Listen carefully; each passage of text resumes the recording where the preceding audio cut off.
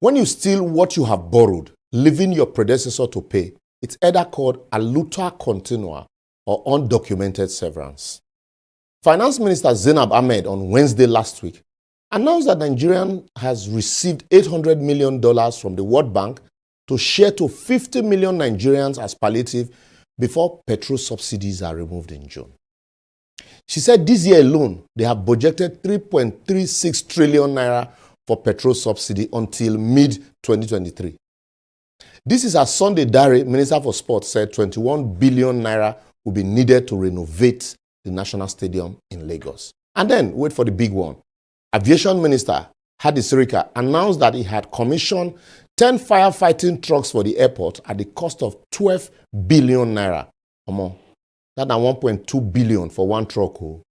I don't know whether to cry or laugh.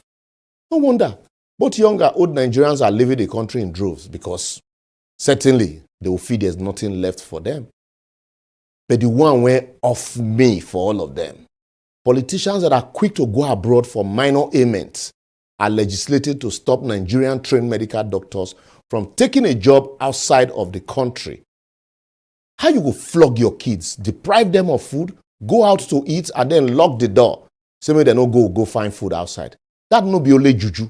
That is the height of irresponsibility. Anyway, very soon they would legislate, say, make embassy they give traveling visas to only them and their families. They hear the smell. Assemblies of non-nationals masquerading as National Assembly. I bet second base, Jerry. In 2014, during the 2015 general election campaign, Buhari, in one of these numerous interviews, was quoted to have said, "There's nothing like petroleum subsidy in Nigeria. What they call subsidy is fraud." But in 8 years of his government, he spent trillions of dollars subsidizing the same thing he called fraud. Anyway, so sorry, I forgot NNPC said it's not subsidy, but under recovery. Ebo, using big grammar to cover ineptitude and fraud.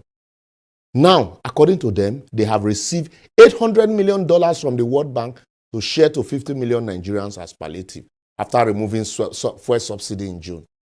But please permit me to ask stupid questions. How many times Buhari government will remove subsidy? Remember, in 2016, they removed subsidy as announced by Ibe Kachuku, then Minister for Petroleum, and said they have budgeted, money for cushioning. What happened to that one? If you remove subsidy in 8 years, why dash a new government subsidy remover a month after the end of your administration? How did they determine those poor citizens? Because despite the poverty all around me as a community leader, I've never seen any beneficiary of these social investment interventions. If you are stopping borrowing for consumption, why borrow to share for consumption? Even if that is the condition for the money, won't you reject it?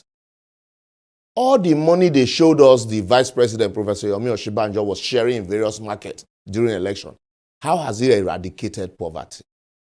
Another one is in a country that is the poverty capital of the world with more than 133 million Nigerians living below poverty line.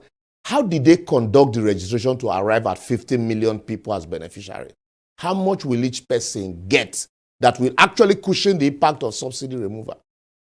The question plenty, just add your own. Instead of make these people tell us, say they want to package severance for themselves as they are leaving office, they are deceiving or suspecting citizens with their boju arrangement called palliative cushioning. The same government that refused to share food donated to citizens as palliative during COVID, left the economy on a free fall for 8 years, and then used currency redesigning to push people into hunger, starvation, and death as parting gift, is now promising to share $800 million to, or if you convert it, 596 billion naira to Nigerians as palliative or subsidy removal, and you believe them, then something must be wrong with you. I will therefore advocate the Transition Committee should immediately stop that disbursement and join hands in reviewing the terms and conditions of the grant or loan. After all, they never tell us whether it's a loan or grant.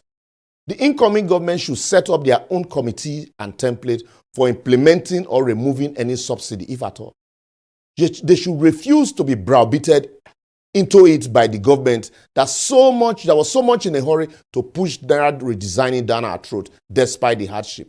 And also now, the governors, please, this is the time we are calling on you again. You should approach the Supreme Court like you did during the Naira redesign to stop any last-minute cash sharing, considering the fact that the economy is fragile, mutual trust is broken, and tempers are high.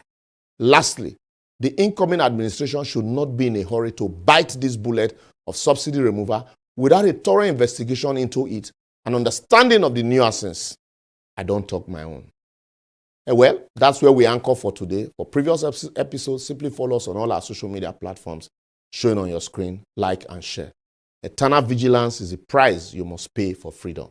The struggle, not a looter, must continue.